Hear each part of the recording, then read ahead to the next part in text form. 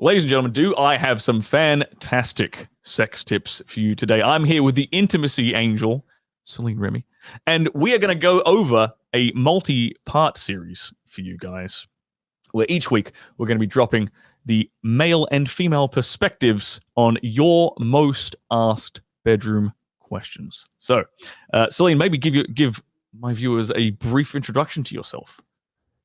Absolutely. I am Celine Remy and I'm a certified sexological body worker. My whole mission is to help you find your sexy, bring your sexy back in life, and just uplift your bedroom. Fantastic. Let's get stuck into it.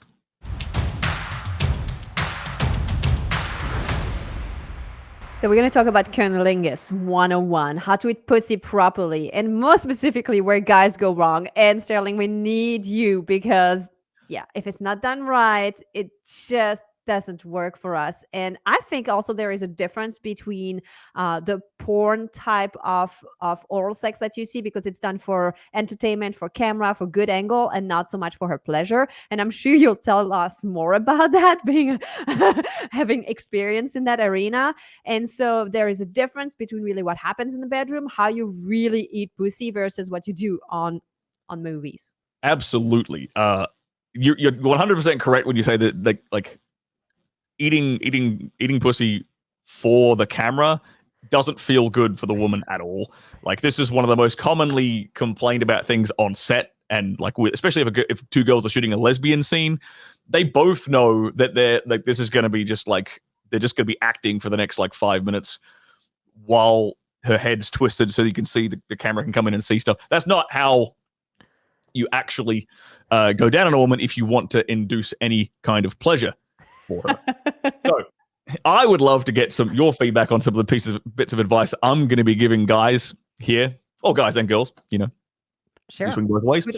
And because it's like I teach, this is the techniques that I teach guys on how to get better at going down on a woman, and having you vet my advice would be very, very useful. I'm ready for that.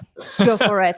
The first thing, so I kind of look at like every woman's vagina and everyone's clitoris is kind of like they're all different in terms of the speed, the pressure that they want applied to their particular clitoris. So I look at it as like a spectrum. And one of the first things I tell guys to actually say to their woman when they're about to go down on her, this is very important, is I tell them, so I would say to my partner, I'd say, okay, you're only allowed to use 4 words right now. Harder or softer, faster or slower. That's it, okay? Because here's the mistake that a lot of guys make. They'll go down on a girl and they'll say, do you like that? Does that feel good? Right? You are so right. This is the wrong thing to ask her. It gets her in her head. Yes. And then she is not connected to her pussy and she gets out of the experience, and all the hard licking you've been doing, you have to restart from the beginning. Bingo. And the other thing to say to that is no woman wants to hurt and damage her man's ego. So if maybe you're doing a terrible job, she isn't going to be like, no, you suck. Like she's not going to say that. So it's kind of a useless question saying, do you like that? Does that feel good? Right. So that's a terrible question. The better thing to say is to give her the tools by these 4 words: harder, softer, faster, slower. What you're doing there is you're giving her the tools to guide you into getting her off. So once you tell her that harder, softer, faster, slower, then you can start going down on her, and then she has the tools now. You've told her how to communicate, so she's going to start enjoying herself, or she'll be like, softer. Okay, I ease back on the pressure. Or she might be like, harder. Okay, she can take more.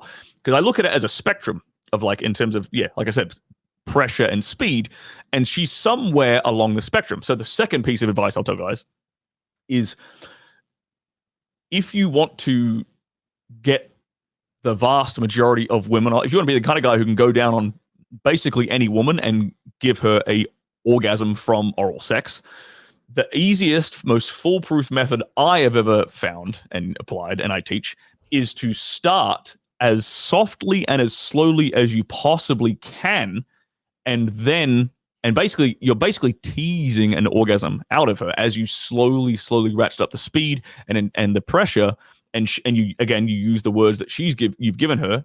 You use that guidance to know, okay, now I need to go a little bit faster. I need to apply a bit more pressure. But if you start at the very, very softest, slowest end of the scale, and then you move along that scale, at some point you're going to hit her sweet spot. Whereas if you come in, too many guys will come in way too hard and fast and like right off the bat, and maybe she actually likes it a bit less than that. And you're already applying, it's already too intense for her. You're applying too much sensation, so she actually won't be able to orgasm. So if you start at the very, very slow, soft, almost basically teasing end, and I give the kind of reference I give guys is like, apply with your tongue. You're applying as much pressure as it would take to feel through like a piece of paper. Like that's how soft you start. And then you slowly ratchet it up using her words to guide you. And then eventually you're going to hit that sweet spot of pressure and speed that is where she needs to be. Now, once you get to that point, do not change a goddamn thing. Is that correct? Yes, it is so correct. So let me tell you what happens when you go too fast, too quickly. What happens is we armor ourselves. We put this, like, we tense up, and then it is becoming really hard to find the soft spot to let go and surrender. So that's why you never want to start too fast, too quickly, too strong. You will never succeed at that. And that is why the slower, lighter, and for guys, it's really like, our clitoris has so many nerve endings. Like, you don't even understand how light you have to be to stimulate us. It's like you can blow on us with just like, that's enough for us to feel sensations, just to have an understanding.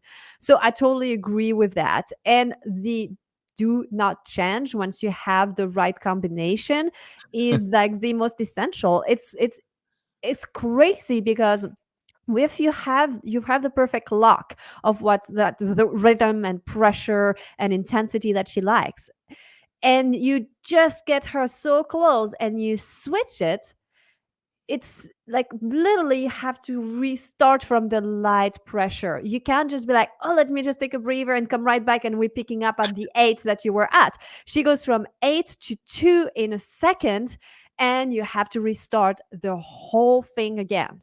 Yep. I would for guys, a good analogy, a way of kind of understanding what she's going through. Imagine if a girl is giving you a blowjob, and she's doing, it's like, it's perfect. You're like, oh my god, she's nailed it, and then she just completely changes up her technique and does something totally different. You'd be like, no, go back to that thing you were doing that was perfect, but she's just all over the place, right? So going, like, a lot of guys they'll read something in like Cosmopolitan magazine where it's like, spell the alphabet like on a No. No. Don't do that shit. Like, that's like high school teenage sex advice, which is terrible. Like, it's never good. The other thing I'll say is, like, don't focus entirely 100% on the clit, at least at the beginning. Like, tease into it, play with the labia, like kiss up her thigh, like build up that intensity. Like I said, it's a tease more than anything else. The tease is the easiest way to get a woman off, like the slow build up. So start with, kisses in the thighs and work the labia and stuff. Don't just go straight into the clit 100% from the very beginning. But then once you are on the clit, and like I said, once we get to that rhythm that she likes, we know we're on the sweet spot. Don't change what you're doing. Like, commit. Exactly. Like, maybe your tongue will probably get tired. I don't care.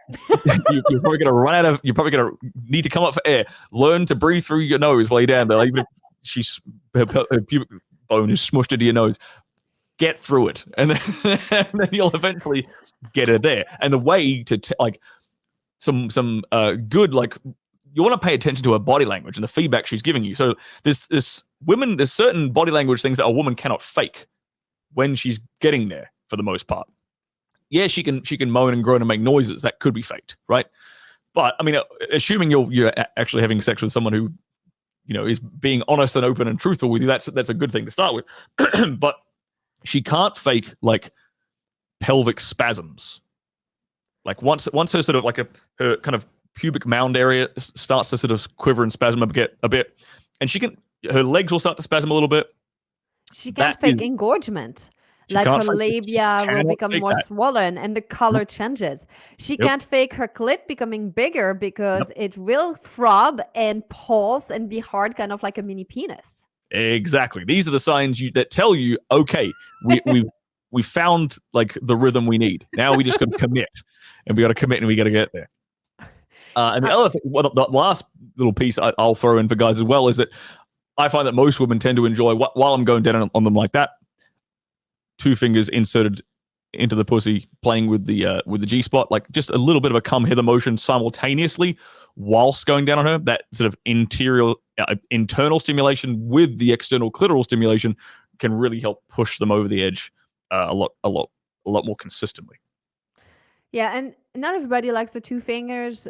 Sometimes one feels better. Like, I think it depends too on the mood, on where she's at. Some days you just need more stimulation. Like, you can see that she gets up and down and she can't quite get into that speed where you're like, oh, we just need to stay on it for a few minutes. So when you see that she's kind of struggling to get on that orgasm train, like, add the fingers, and 1 or 2.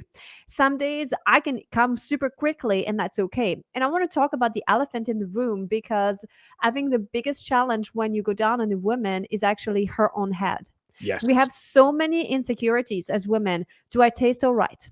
Do I look okay? Is my vagina okay? And am I taking too long? Is it normal? Am I normal? And being able to tell her things like, you taste so good, I love your pussy, I love your juices, will put her at ease so she can relax. Yep. And also telling her things like, take your time, I've got all the time in the world, or a variation of that, will help her be like, okay, even if it's a 35 minutes, like, it's okay, like, he's willing, like. But this is honestly, for me, it was the biggest hurdle I had to get over. It didn't matter like about how good the technique was. If she can't let go in her own head and surrender, it doesn't matter what you do to her, you want to get there. Absolutely. And so yeah, these common sort of insecurities or things that get in her head. So what do we said does she taste, like, how she's maybe self-conscious about how she tastes. Yes. Maybe she's self-conscious about how she looks. Yes. When she's in, like, getting into it. Maybe she's self-conscious about how she sounds. Mm-hmm. Right. These are all things you can compliment her on. Like, I love the way you sound. I love the way you look. Like, I love the way you look at me. I love the way you look right now. I love the way you taste. These are all things that are going to help her, like, check the box, get those things out of her head, so she can get into it and get into the moment. And the last one you said about, like, how long is this taking, right? If she's self-conscious about it taking too long, like you said, I've got all day, I'm here all day, I ain't going anywhere. Like, I enjoy, like, that. The idea of, if you're a guy who genuinely enjoys going down on a woman, like, if you genuinely enjoy the experience and the taste and the flavors, and so, like, if that is, it's very hard to fake enthusiasm. So if you are enthusiastic, that's probably the number one rule I'd give guys, is, like, if you want to be good at eating pussy, enjoy eating pussy. Like, be passionate about it, be really like, oh God, I just love it, because then that's contagious. It's hard to fake that. She's going to see that. That's arousing. That's sexy.